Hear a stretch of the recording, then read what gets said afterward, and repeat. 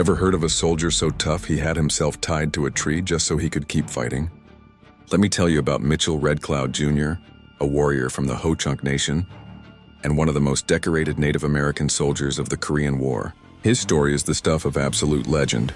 The date is November 5th, 1950. The place is Chongyeon, Korea.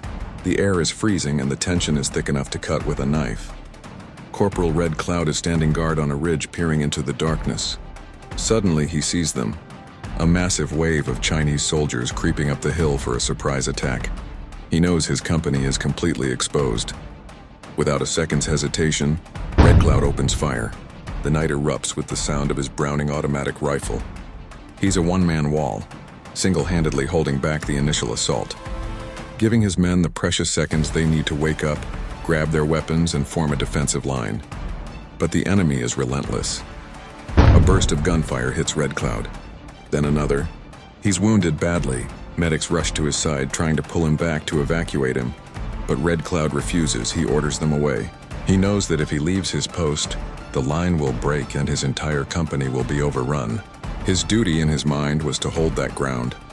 He continues to fire, fighting through the pain, his body screaming in protest. But his strength is fading fast.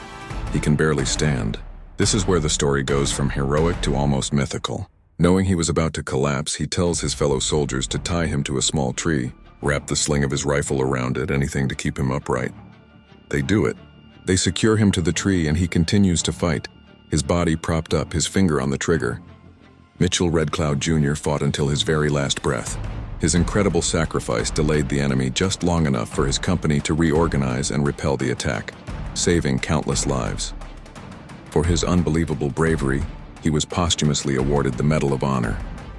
He was a true warrior who refused to fall, even when his body had given out. A man who literally tied himself to his post to protect his brothers in arms. If you like this content, don't forget to like, share, and subscribe to Smart History for Dumb Times.